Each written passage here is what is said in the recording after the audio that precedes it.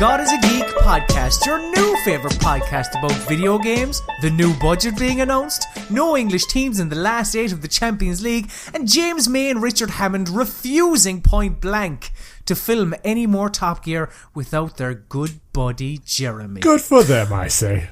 I am your host, Colm Ahern, and with me this week is my personal aphrodisiac, it's Calvin Robinson. Hello, good sir, how are you? I'm delighted that you're not dead and you've decided to grace us with your presence, because we're back to a 3-man this week. Because with us, Calvin, who we got? Who's here? Fingers crossed I don't fuck it up this week, because I did last week, is the man of the hour, too sweet to be sour. What you see is what you get, and what you don't is better yet. He's the women's pick, the men's regret, and if you gamble against him, you made a bad bet. Now it's Nailz. It's well done. Nailz. Hello, how you doing? That was epic.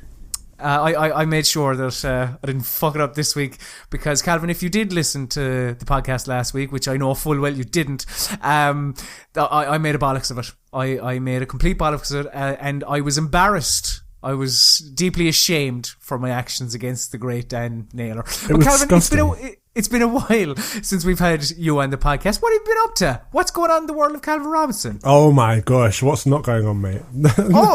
I'm intrigued. Nothing exciting though. I'm working hard. I'm studying for my masters at the same time. I'm doing a bit of activism. Just what? Yeah. Just busy, man. Okay, all right. Is there? Can you go further with that story, or are you keeping your cards close to your chest or something? What's? Do you not want to share with the group? This honestly, there's nothing that will interest anyone on this podcast. So, all right, Nailz, can you liven up the conversation with anything? Not as good as last week. I got a train today. It worked. It was so brilliant. good. I'm delighted. Yeah. So public transport is working for you this week. Yeah. All right, I'm happy with that. That is always good. Okay, I do have a question to ask you, lads. So today is the 19th, as we're recording this, the 19th of March, and 2 days ago it was St. Patrick's Day. I heard that, yeah. And that got me thinking, because over here, right, St. Patrick's Day, we get a day off for it. St. George's Day, do you get a day off for that? No. Really? So it's just... We don't really care about St. George's Day. I think over here we care more about St. Patrick's Day than we do St. George's Day. Yeah, it's true.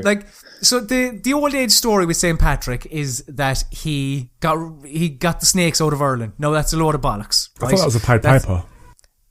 No, he got the rats out of Birmingham. But so you say. I've been to Birmingham. What did St. George do? What's the story? He fought a dragon, I think. Mm-hmm. I think that was like a metaphor for a Welshman, though, wasn't it? Oh, was it? I don't know.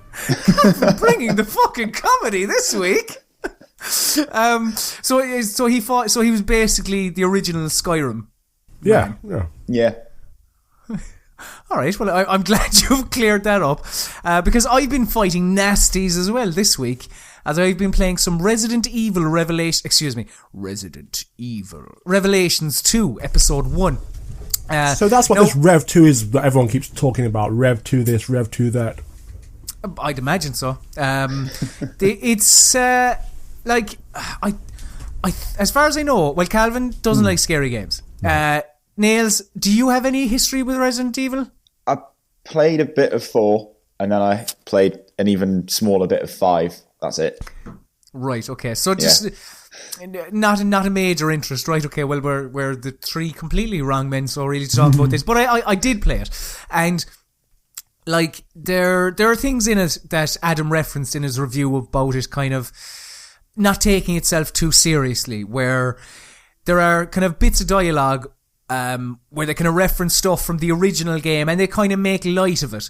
And it's a delight to see that, because the subject matter is so ludicrous. It's fucking zombies that it's like, don't take yourself seriously, have a bit of fun with it. And it does that from time to time, and that's kind of nice to see. But the I mean, this isn't kind of classic Resident Evil in a sense. It is very much the modern day Resident Evil. It's a shooter, but it kind of takes place in two different. Every episode is two different chapters. That's what I'm led to believe anyway. I've only played the first episode, and it's like you have Claire and Moira, Barry's daughter, in the first chapter, and in the second chapter you have Barry and this girl called Natalia, who I won't spoil anything, but she's peculiar. I think it's harmless fun. It's it's very short as well. Like it's about an hour and a half, and I believe the rest of the episodes are kind of somewhere along those lines. And some people were complaining a lot about the fact that this was an episodic game, and I'm not entirely too sure why, because it's like they made a game and they decided to release it every week for 4 weeks. I think it's 4 episodes, and they just, I mean, in my view, that's perfect. That's how it should be done. It should be every week, and every episode ends on a cliffhanger.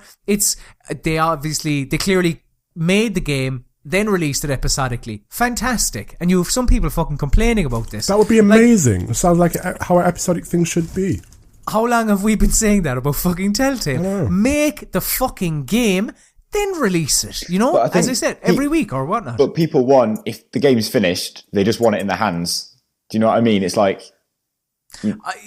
yeah, but it's like I understand that kind of mentality. That's like that Netflix mentality of, House of Cards is out, right, I'm going watching all of it right now. I'm gonna fucking sit down and watch the whole thing. But it is cool to have the option to binge if you want to, and then play it up episodically if you want to do it that way. That would be nice as well. Yeah. Like I don't necessarily mind the drip feeding kind of method either, because like something like a Game of Thrones, which it is released every week. It's not the Netflix model. And I mean, when that starts up again, I like that method because it makes it an event, doesn't it? Exactly. It's an event. You watch it on the, whatever it is it a Monday night, and going to work on the Tuesday, people are chatting about it and what's going to happen next week. And it's, whereas House of Cards, everyone had already finished it, and then you're like on episode 3, and they're like, I want to talk to you about the end. Exactly. And it's like, what episode are you now? What just happened? Like, it's, I don't know. I just don't understand the people complaining about it and stuff like that, because I think it's the perfect model for episodic content. So yeah, I'm going to be playing more over the coming weeks. I'd say it's done enough to kind of get me to want to play more. So probably next week I might even talk about episode 2 or maybe 3. Maybe I'll do a Netflix on it and binge the fucking thing. Calv, you have been playing a video game called The Imitation Game. Or is that the film? What's that? So yeah, I haven't played any games. I haven't had time to play any games, but somehow... So you've watched films? I've watched some films and I've read a few books. Right. Do you want to talk about the food you've eaten?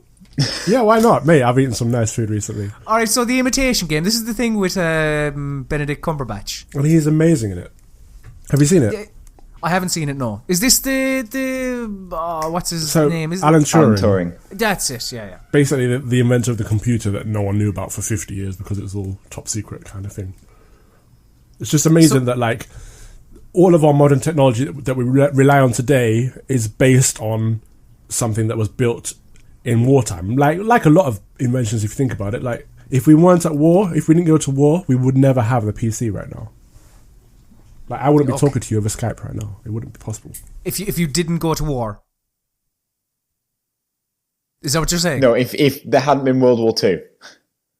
You wouldn't somehow have a computer. Got there. But yeah, if we hadn't have gone into war in World War II, like we very nearly didn't go. We very nearly. I mean, I'm reading. So you were fighting against the Germans for computers, for Windows 8. No, that's a byproduct of the war. Like a lot of things that came Windows after the is war. Right. Okay, what else is? Well, I'm intrigued. Rockets. We wouldn't have any. There wouldn't have been anyone in space. Microwaves, I believe. Fanta, isn't it? I'm sure if it wasn't Fanta. Is that a tall tale, or is that true? I've never heard that about Fanta. What was it? Germans wanted Coke, or something, as in Coca-Cola, not cocaine. And they, oh, fuck it. I'm ruining the story now, but it's something like Germans wanted Coca-Cola, but they couldn't get it because Americans got it, and they just created Fanta out of just like shit. Isn't Fanta the same company? Yeah. Oh, the drink originated in Germany in 1941. Wow. Yeah. No way. That's insane.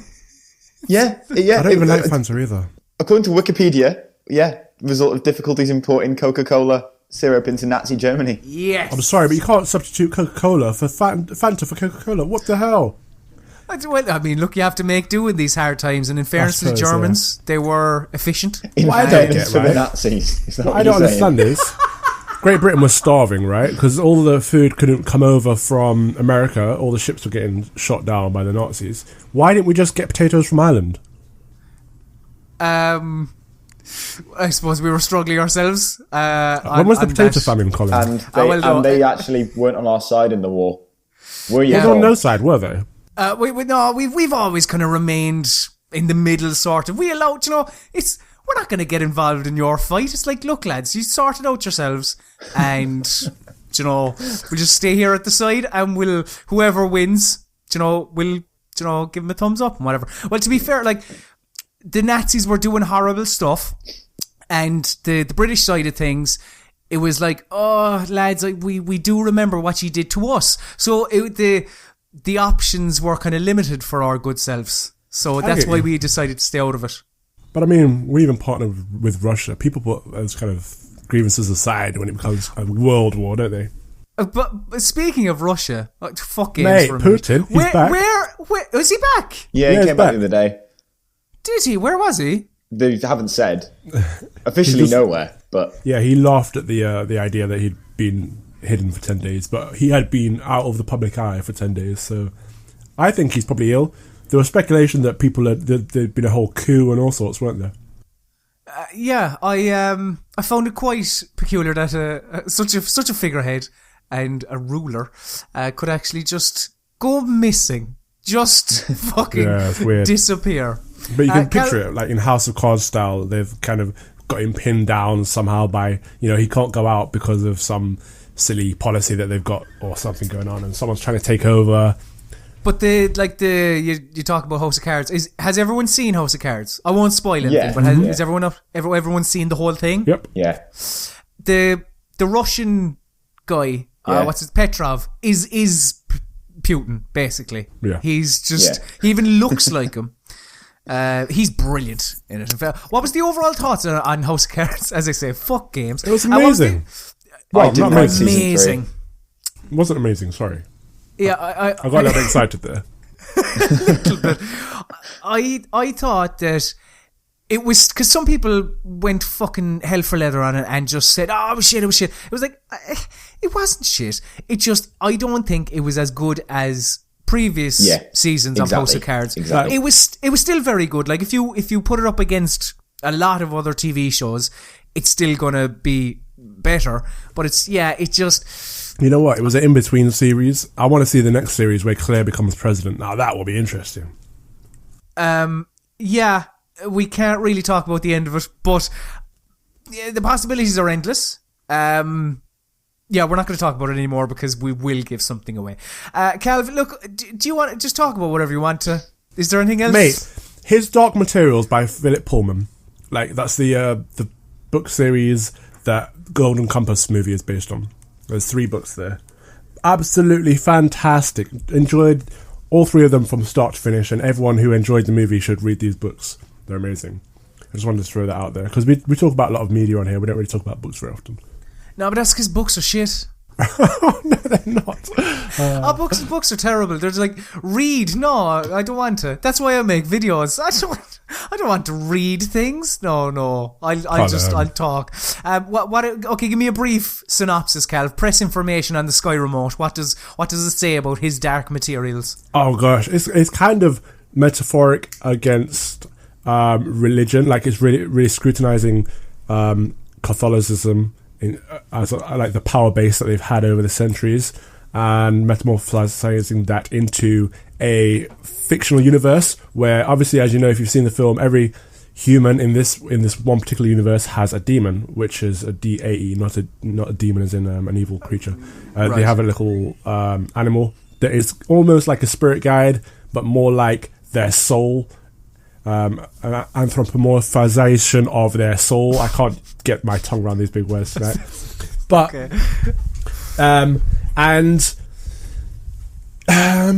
and the church is kind of deeming these things as evil and trying to get rid of them, and it's all about the battle between not good and evil, but battle between morality versus religion, in a way. Yeah. All right, okay, but I'm sorry, I can't add anything. Dan, have you read his Dark Materials? I'm afraid I haven't. I haven't. You should, Dan. I will. I'll come back on next week and I will have read it. Calv, I'll come back to you. I don't want the listener to be overwhelmed with all of these suggestions. Plus, you didn't really talk about the Imitation Game, but that's okay. We spoke about Putin. Nailz, talk about a game. What the fuck is Bloodstorm Nightmare? It's Bladestorm Nightmare, but well done. The sequel to Bloodstorm. Yes, go on. Yeah, so this is... you can read my review on the site, but Bladestorm, the 100 Years' War, is a Dynasty Warriors style game. It's made by the same guys, set in the 100 Years' War between Britain and France. The original game came out in 2007 on PS3 and 360, and maybe PC, I can't remember. And basically you run around a map, capturing all, the bases and stuff, but instead of just one character, like in the Dynasty Warriors games, you make a character, but that character then controls squads that kind of like extensions of your just powers, basically. So you can lead a cavalry charge and then swap to some archers and stuff like this. Right. And Nightmare is a re-release of the game with a new campaign tacked on. So rather than just the 100 Years' War, it's now the 100 Years' War with magic and demons, which sounds kind of good, but it is literally a port. So this is an 8-year-old game running on like a PS4. There's no improved graphics. Really?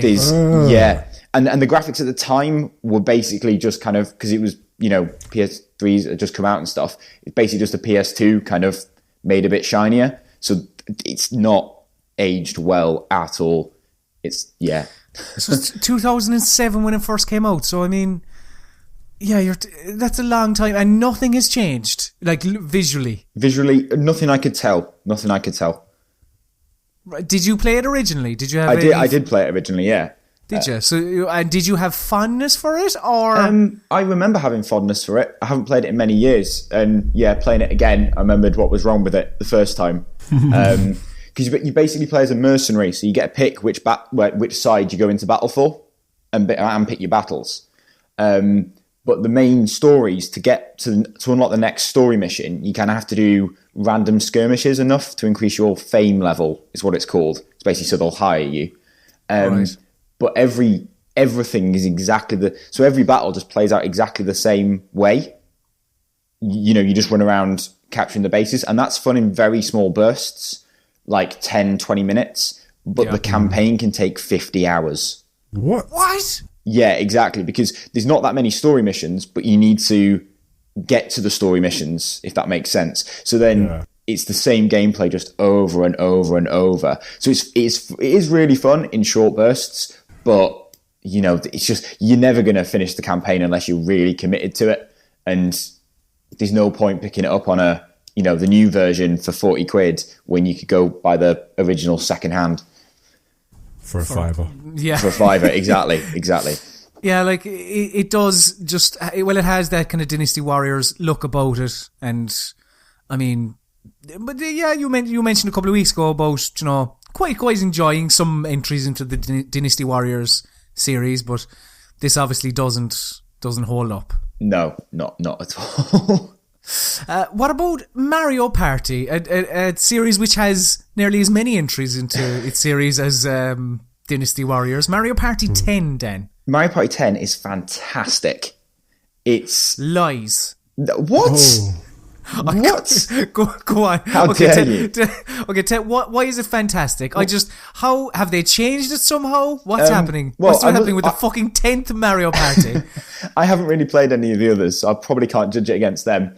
But as a standalone thing, like, for those of you who don't know, it's basically mini games wrapped in like a board game kind of format. So you go along, land on a space, do a mini game, you win stars for that, and move on at the end. The winner is the person who has the most stars. Basically, that's game. very, very, very simplified. But the mini games are all really varied. They're all there's a nice mixture of like luck and fun, and not luck and fun, luck and skill even. Like the best person won't always play, and that's what's quite nice because, you know, Smash Brothers and Mario Kart are better games. But if you're playing with people who don't play games that often, I don't know, tend to find they get beaten all the time. So it's not much fun for them. Whereas in this, everyone kind of stands a chance. So I don't know, as a kind of party game, it works a lot better. Like in the title, Mario Party. So this is just... It's very inviting for filthy casuals, so basically. Yeah, basically, yeah. Right, okay. It's a long time since I played a Mario Party game, but just like mini games and stuff like that, yeah? Yeah, it's mini games and stuff like that, but it's they make really good use of the gamepad. It's probably the best use of the gamepad I've ever seen, because one of them's called Bowser Party. And basically you've got 4 players working together, and they've all got, like, I think it starts with like 5 hearts each, and they're controlled by the players or computer using Wiimotes, to get through the game. But but they're chased by Bowser around the map, and basically you can use the gamepad as the person who controls Bowser uses the gamepad. So they see things on the screen that aren't on the television. So there's like little things. So that there's one it's not mini game, it's like a board space on one of the maps, and there's like 6 chests, and 3 of them have got stars behind, 2 of them have got like bombs or something like that. The person who's Bowser can see what's in those chests and basically can draw graffiti around them to try and like psych out the person who's picking it, if that makes sense. Okay. Yeah.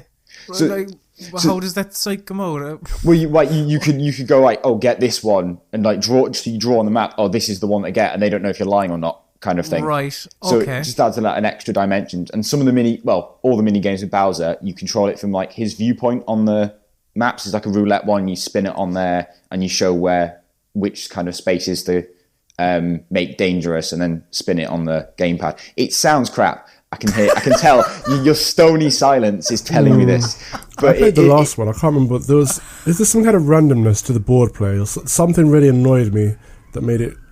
The board play can be a bit harsh. There's one space that's particularly annoying, and you'll stop on it, and you can lose half your stars, which late in the game absolutely cripples you. Yeah, stuff like that. There's just not time. So I know what you're talking about in terms of like everyone having a fair shot at it, and the person who is leading isn't necessarily always going to be the one who's kind of going to win and stuff like that.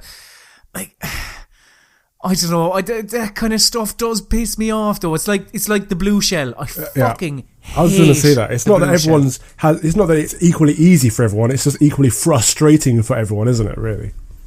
Because I meant more like the board play can be a bit frustrating, I guess, but more I meant the mini games where you're running around collecting things or something, whatever it is. Like some of them are races and things. They're a lot simpler. They're like 2 buttons kind of thing. What? Huh? Races. Calvin, are you drunk? Go on, Nailz. No, I don't know what you said. No, wait, what? Go on about the races. The races. Go on about the races. Right, I see. Jesus. No, yes. Where was I? Yeah, so there's like races and things like this, and it oh, this went to shit. Mario Party 10 is excellent though, yeah? Yeah, let's just leave it at that. Let's move on. Okay. Battlefield Hardline. Calvin, you're the one that should been playing this. Yeah, have you? Not since release, which was 2 days ago. That's not a good sign. Are you otherwise engaged, or are you I don't have the game. I played the beta. I don't have the actual retail game. Okay. So I had access to the EA Access version of Battlefield Hardline for a bit, which in the single player I was able to play the prologue and episode 1, and all the multiplayer options were open. Like, the first thing that I suppose everyone is saying about Battlefield Hardline, and I wholeheartedly agree, is that the single player and the multiplayer are so different.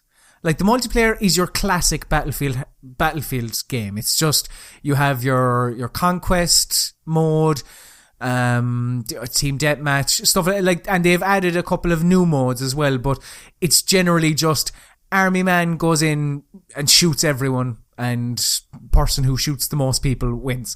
Now, the couple of new modes that they've added are new for Battlefield, not necessarily new for first-person shooters, online first-person shooters, but they are new for Battlefield, and I fucking really like them. Like, there's one mode, I can't remember the name of it, but there's one mode where you have your... One team has a VIP and must bring their VIP to an extraction point. The other side must kill the VIP. And there's no respawns, so rounds are incredibly quick. But you just basically have to be a bit more tactical about how you approach certain things. There's another mode kind of similar again where there's no respawns, and you have to either you're in possession of 2 hostages and you must defend your position and keep away the cops, or as the cops you must go in and untie the hostages and bring them to an extraction point. Again, there's a bit of thought to how you approach some of these situations, and it's kind of, I don't know, I actually really like those modes. Those are the kind of modes that I gravitated towards. Like, there's Hotwire as well, which Hotwire I like because that's my favourite. Generally, I'm really bad at first-person shooters online. I'm not great at them anyway, but online, I'm fucking terrible because everyone else is just unbelievable. Just from the word go, it doesn't matter what game it is. It could be out for 2.5 minutes and people will have level 48 or whatever. They'll just be prestiging all over the place. I think these are the words that people use, Calvin, isn't it? And it's like Hotwire is like Conquest, but you must find vehicles on the map and drive them around, and when you're going at a certain speed, a la Keanu Reeves, then you have gotten control of this vehicle, I suppose, and it becomes part of your team, or your team owns it, whatever, and then you're kind of racking up points for the amount of time that you're able to be in possession of the vehicle. It's cool. I like that mode because you still obviously have your general Battlefield playing that you're still trying to go around killing everyone, but you also have this other kind of side thing for maybe people who aren't terrific at Battlefield itself. But the Battlefield multiplayer, as I said, completely opposite to the single player. Like, the single player is a cop show, and it's, as I said, it's kind of done in episodes. I think there are 10 episodes. And one thing that I think that is really cool is that at the end of each episode, the screen kind of, it's basically like Netflix. What you've been playing, that screen will like disappear or something, and then you'll get episode 2 or whatever starting in 30 seconds, 29 seconds. And excuse me, it's like, I suppose that mentality, that kind of Netflix mentality that we kind of reference, I really like it. It's just kind of an added touch, because at the beginning of the game you get a credits or a title sequence showing all the different characters, and it shows their real names, so it actually the people who are playing them, kind of a la your, I don't know, your CSIs or your Law and Orders, which will show the people and give their name and stuff like that. And it has that, and it's, the only thing about it, right, is that it's a cop show. It's not a gritty cop show. It is more NCIS than The Wire. Like, it's full. It's full of cheesy lines, and that, I don't know. You like, know what, I hate cop shows. Detest them. Most cop shows, because most cop shows are. Tell me a good one. The Wire, Dexter. I'm going to put Dexter in because it is a cop show. it's like, well, the first 4 seasons of Dexter, fucking phenomenal. After that, went to shit. There are certain cop shows which play with the idea of a cop show. Then there are ones which are just book 'em, Dano, or whatever, you know, like, and it has those silly, cheesy lines, and it kind of depends what mood you're in. Like, if you're going in and you're just like, yeah, give me cheesy, generic shit, then you might enjoy it. But yeah, it's fine. But the thing about the gameplay is that it's not a Battlefield game as you know it. It's a stealth game. Like, you like the first area. In episode 1, you kind of go into this. You're trying to catch a criminal. You go into his little den, whatever, his headquarters, and when you go up to the door, there are 2 lads standing at the door with guns. They see you and they're about to shoot, and you can flash your badge. So that's kind of a new addition to Battlefield, where you can flash your police badge and basically try and get the lads to try put down their weapons. But you must also, whilst flashing your police badge, try and aim your weapon at each enemy to try and, I suppose, control them. Then you can actually arrest them, and you get more points for arresting them than actually killing them. And it follows that pattern kind of throughout. Like, there's like the R3 kind of takedown, where you push in the right analog stick, like in Far Cry and stuff like that. It does interesting stuff with the gameplay. I only played very small amount of it, so I don't know if it holds up for the entirety of it. But it plays with the idea of Battlefield. But it's just, there's such a weird shift between the attitudes of the single player and the multiplayer. As I said, the multiplayer is kind of your classic Battlefield. Like, how much of Battlefield Hardline did you actually play, Calv? I played quite a bit, yeah. Not the single. I didn't play any of the single player. Just focus on the multiplayer. And I have no interest in the episodic single player at all. Yeah, a lot of people don't. I mean, your Battlefield and your Call of Duty players, a lot of them will just buy the game and just play the multiplayer. But what you said, Hotwire was the one you kind of gravitated towards. What? Oh, yeah, game mode wise, yeah. Sorry. Yeah. Yeah, it's fun because it's something they haven't really done before. Jumping in a vehicle and driving it around, avoiding detection, that kind of stuff. Yeah. And is was that the main game mode that you kind of played around with? Did you mess around with any of the rest of them? I tried one that was like traditional team deathmatch, but you had to sorry, not team deathmatch. You had to get the money from a van, and someone had to stop you from getting the money. Heist, I think that one is. Yeah, yeah, that was fun as well. But they all seem to be like twists on traditional game modes, like you said. Anyway, it's just another. It's like just another modernization of Battlefield. Yeah, Calv, I can see you're not too interested in Battlefield Hardline, so I won't bore you anymore. You have another thing written on here called Focus. What's that, Calv? No, we talked enough about films. We don't need to talk about Focus. I want to know. I genuinely, what is Focus? Focus is the new Will Smith movie. I didn't know there was a new Will Smith movie. Where he's awful. Awful. It's amazing. It's just so fun. He's a grifter, like a con man kind of thing. And he takes this girl under his wing, and they pull off these amazing stunts. It's like those illusionists, basically. They can just get away with whatever they want by either blagging it or using their powers of persuasion. And it's just one of those really fun movies. Anything with Will Smith in is fun, to be honest. But I really enjoyed this one. Who is his female counterpart? I don't know her name. She's not a huge star. Margot Robbie. Yeah. Fucking, what's it called? Wolf of Wall Street. Blonde lady. Yeah, that's her. Yeah, she's Wolf of Wall Street. She I believe she is one of the Home and Away or Neighbours exports. I think she started from there, like so many others. Wow, okay. But they don't do bad. Hey, it's the 30th anniversary of Neighbours this week as well. Is it? It is, Are they doing a live week as well? No, but do you remember Madge? Yeah, Madge is dead. She is dead. They brought her back this week. Hilarious. Oh, for fuck's sake. How have they brought her back?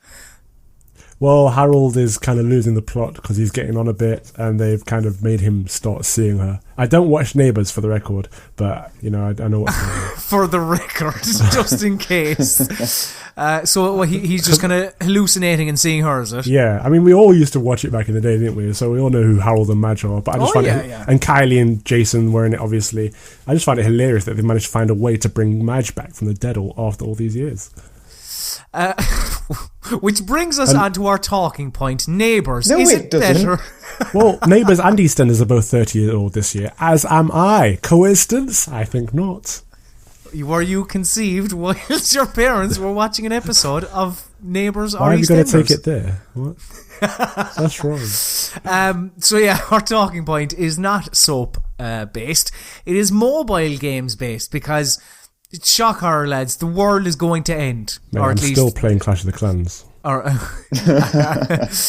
you'll be delighted with this news, so Calv, because Nintendo are teaming up with a mobile game developer called DNA. I actually thought it was Dina when I first saw it, but it's apparently pronounced DNA.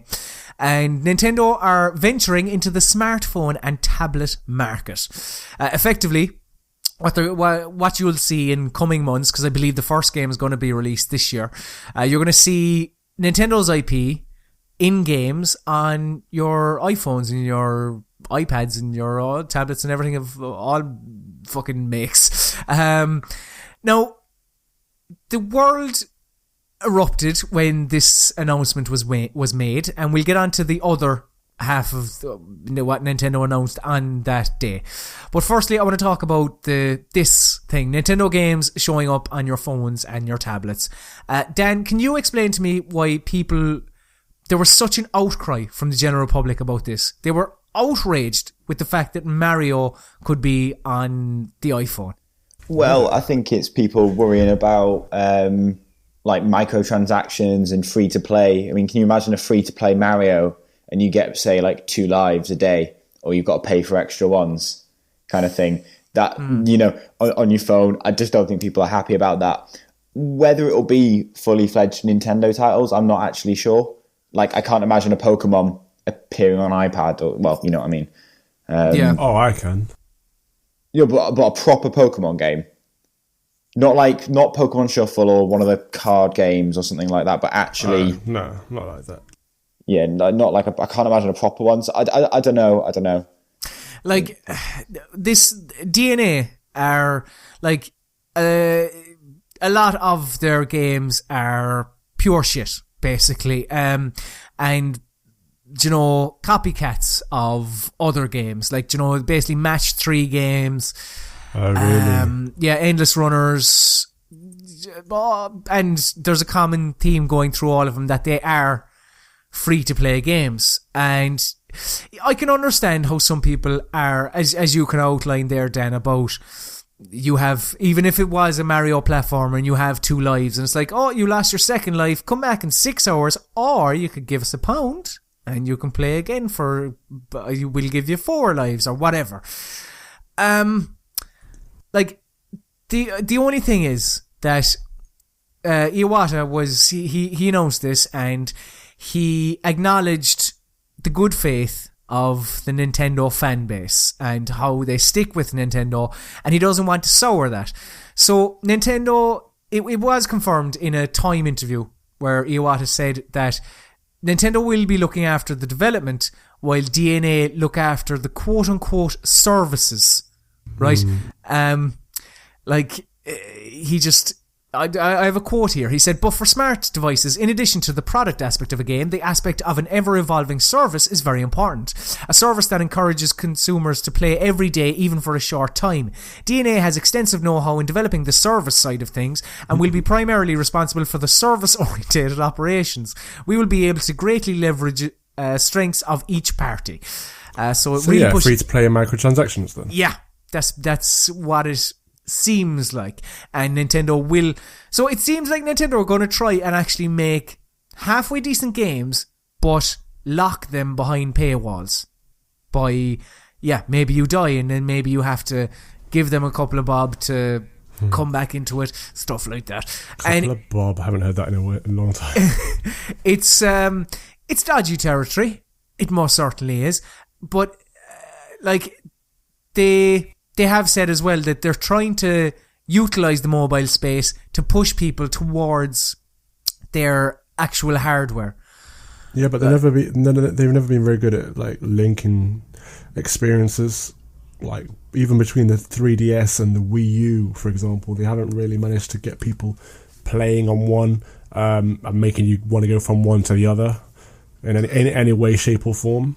Yeah, so they have been poor at that. So maybe they make up for that with the NX, which was their other announcement on the day, which is their next console. So Nintendo are joining the next gen. Ah, yeah. So this seemed like an announcement to just quench fires over people freaking out. Maybe they knew that people would actually just have panic attacks over this news. So they said, "Oh yeah, we're making a new console as well, by the way." Okay, and that's all we got. Why would they even say that? Like 2 months before E3, and even just saying we're making a console, that's it. Why would they? I don't understand. Because I don't think we're going to see anything. Like I don't foresee them showing off anything NX related at E3. I think if anything, it will be the following E3, maybe, because why even mention it? I don't get the point of mentioning it, because it's not going to, it's a vague time frame. Like Colm, I don't think it's going to be at E3 this year. I doubt it'd be at E3 next year, but people are going to know it's coming, and it's going to put them off buying a Wii U. Even at the back of the mind, it's like, oh, well, it could come out soon. And to be fair, everyone who's going to buy a Wii U's already bought a Wii U. I think, to play devil's advocate, like, I mean, should they just, I suppose, just forget about the Wii U and just kind of say, we tried, we're just going to have to bring out another console? Or is that bad for the people who have bought it? Is that bad for them on the Nintendo diehards who buy everything Nintendo? And only, I think it's about 3.5 years ago, fucking hell, it's only 3.5 years ago that the Wii U came out and purchased it and really put a lot of faith into the console. And I mean, even on this podcast, we have stated that the Wii U, maybe not Calvin, is a good system. I mean, it has a lot of very good exclusives. No, it is. It has got good games on it. Not a lot, but it's got good games on it, and it's a worthwhile investment for the cheap price that it is. And I don't see a problem with them bringing out, starting to work on a new console, to be honest, because it hasn't been the huge success that they wanted it to be, that they used to. Yeah, like you say that they're used to, like, I mean, that they're used to since the Wii. Yeah, but even back in the day with the SNES and the NES, for example. Well, the SNES and the NES, but not the N64 or the GameCube. Yeah, but they've had the handheld business was propping it up then, wasn't it? Yeah. Was N64 not big? The N64 was relatively big, I believe, but I mean, it was overshadowed by PlayStation. PlayStation fucking killed it, and the GameCube, no. I think it's a bad way to it's not necessarily a bad way to repay the Nintendo faithful. Like, as we were saying, the Wii U's been out, was it 3.5 years, did you just say? So I think it was November 2011. Well, so it's got another 2 years on it. That's not then a bad lifespan. Before this next one comes out, say it's 2 years. That's not a bad lifespan for, a piece of hardware, really. True. But announcing it here, it does, just as you were saying about the, announcing the mobile games maybe was going to worry the Nintendo hardcore. If the kind of announcing it this early makes it sound like they're giving up on the Wii U, which is bought by the Nintendo hardcore. So you've got the two lot, the double whammy there. It's like, oh, we're focused on mobile games and we're forgetting about all you who've bought this console. Like, do you give any credence to the thought process of people who believe that, like, even Calv, you spoke about how they haven't been able to marry the console and the handheld that well. Yeah, which is bizarre. Yeah, like some people saying that the NX could turn out to be, say, effectively, let's just say it's a DS, right? You can take it on your bus journey, which goes on for 8 or 9 hours if you're Nailz, and you can play all of the Nintendo games, and it's fantastic.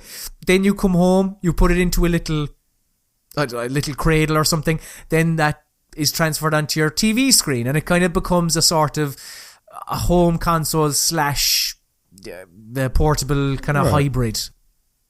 That sounds like something they could do. Sounds like a decent idea, but I don't know if people would want to play 3DS quality games on their TV. Yeah, I think that's the problem. Because then you're limited to. It's not going to be a step beyond what the Wii U is now on a console. If it even gets to that point, with the technology it'd have to have for being mobile as well. So, is it time, as you stated, Calv, about 10 minutes ago, is it time for Nintendo to just say, okay, we tried, fuck ye, we're just going to make a powerhouse of a console? It is, but they'll never do that. They always try to be outside of the box. Because, I mean, like, they'll have a couple of years on the PS4 and Xbox One, and I would imagine, like, let's say this console doesn't come out for, I don't know, two and a bit years, maybe. Like, maybe let's even just say 2 years. Like, they would have, they'd have a couple of years. That's actually quite exciting when you think about it. They could kill PS4 and Xbox One. If they released a console in 2017 or 2018 that was just amazingly powerful compared to these pretty average spec consoles we have now, that would be a killer. But you say that's they skipped ahead for the Wii U a couple of years on the PS4. But they didn't. The only thing, the only thing about the Wii U was it came out a couple of years after, but it was matching the 360 and the PS3. Yeah. So, like, what we're saying is if they made, I don't know, got a PS4 and an Xbox One and got sellotape and taped them together and just said, this is the NX, look at it. It's fucking like an Xbox One and a PS4. It's amazing. Just basically double everything. Maybe 1080p. Forget trying to squeeze 1080p out of it. They're going like, we got 4K. There you go. Deal with that. Like that. I do think that would be cool. That would be very cool. I don't see Nintendo doing it though. That's the problem. No. Because that would sell. People would buy that. But I don't. I can't see him doing it. You were almost a Jill sandwich. Metal Gear. It's me, Mario. Do a barrel roll. Oh, this is space. I'm in space. Hail to the king, baby. Cal, you've been missing a couple of weeks and my heart has bled. Don't make me do Guess Who. But now it's time for a little game I'd like to call Guess Who. Basically, this is the part of the show where I give 5 clues to the identity of a video game character, and you, Nailz and Calvin, the comeback kid, must guess correctly. Now, Calvin, I will remind you that the last time you were on, you actually won. I did delay. So, there's a chance. And actually, the last 2 or 3 episodes, I fucking tailor-made them for you. I really did. I really tried to pick people that you might get. We'll see how this goes. But lads, when you think you have an answer, shout out your name and tell me what you're thinking about. But be careful, as you only have 3 guesses. To the victor go the spoils. Clue number 1. I first appeared in my long-running video game series in 2001. Whoa. Clue number 2. The aforementioned original game in my series was actually meant to be the 4th entry in a different long-running series before it was decided that the game... Dan, is it Jack from Jack and Daxter? No. Before it was decided to create a new property. So, do you get what I'm saying there? The first game in my series was actually meant to be the 4th game in a different series before they decided to create my series with this game. Alright? Okay. Clue number 3. I've never really gotten on with my brother. He's a bit of a bollocks, Calvin. really. Is it Luigi? No. He's a bit of a bollocks, really. Sometimes we put our differences aside, but for the most part, we do come to blows. Like all brothers, I guess. Clue number 4. I don't really know if I hate demons more than I love my guns. Oh, Dante. Oh, Dan Naylor! Pick that one out back of the net. The finished clue, I think I love my guns more. I gave them names, for God's sake. And the final clue number 5, within the last year or so, I had a bit of a makeover. I decided that brunettes have more fun than blondes. And of course, it is Dante from Devil May Cry. What was the game series that came from then? Resident Evil. Oh, I didn't know that. I didn't either until today. It was the first Devil May Cry was meant to be Resident Evil 4, which when you look back on it is fucking mental. But yeah, they were making Devil May Cry and it was just like, this probably isn't really a Resident Evil game, is it? And then they decided to create Devil May Cry. And then we were all the better for it in the first game and the reboot. But the in-between parts, not really. Calv. Hi. Look, I'm not giving up on you, Calv. I mean, currently, Nailz, you probably... What's the tally of you versus Calvin? Is it 3-1? Nah, I don't know. Who cares about it? I did get the game. I just couldn't remember his name. No, you didn't get the game. I would have got it eventually. No, in my head, I was thinking... in your head? Fucking anyone can say that, Calvin. But I wouldn't lie. Yeah, I'm not so sure. Right, that brings us to the end of a fucking peculiar episode of the God is a Geek podcast, but an episode nonetheless. I do ask you to please rate and review us on iTunes. And also subscribe so you never miss an episode. And also tweet about us, please, and Facebook, and share us, and tell your friends about us so the podcast can get bigger and everyone can enjoy Calvin's tales of Will Smith's latest films. You can, if you want to learn more about Will Smith's latest films, you can also follow Calvin on Twitter at Calvin Robinson. You can also follow Dan on Twitter at Mac Shanks, and you can follow me on Twitter at Colm_Ahern. But Dan Nailz has brought to my attention that I haven't done the fucking question. No. What a fucking that means he's prepared an answer. It's a shambles of a fucking episode. I haven't. I was just like, I was just wondering. That's all. No, you are right, Dan. You are. Jesus, I give up. What a I thought you skipped the question on purpose. Oh God.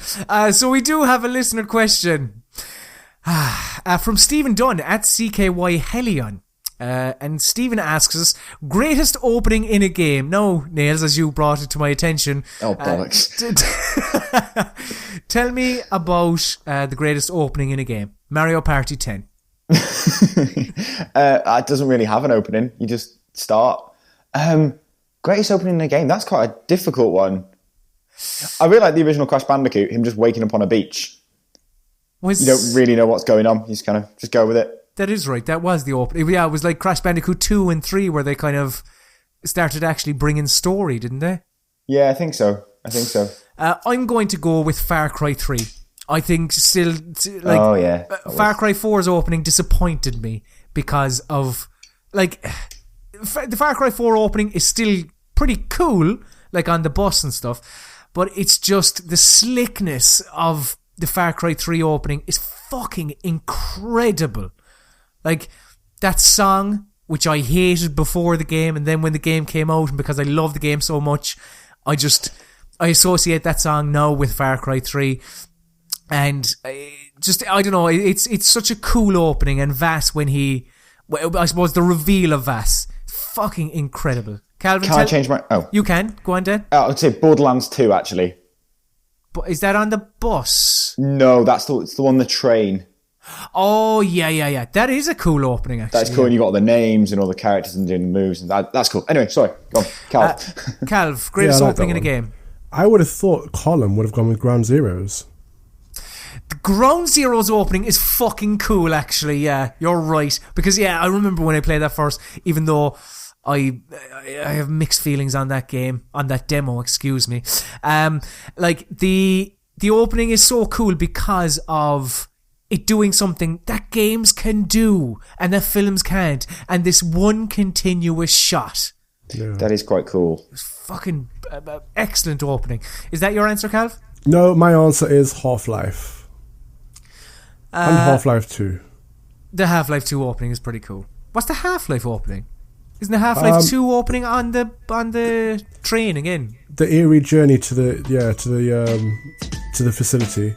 That's really creepy. And then obviously, as soon as you get into the facility, everything goes ape shit within the first like 5 minutes. So yeah, it's pretty cool. There you have it. There are answers for the greatest opening in the game, which I made a bollocks of because I started doing the plugs beforehand. But let's get back to that. You can also follow God is a Geek on Twitter at God is a Geek, and of course Facebook.com/God is a Geek, and YouTube.com/God is a Geek, and GodIsAGeek.com itself for all of your fucking video games bollocks. Right, I'm calling a halt to this one, lads. Say goodbye, Calvin. Goodbye, Calvin. Say goodbye, Nailz. Bye, Nailz. Say goodbye, Colm. Good luck.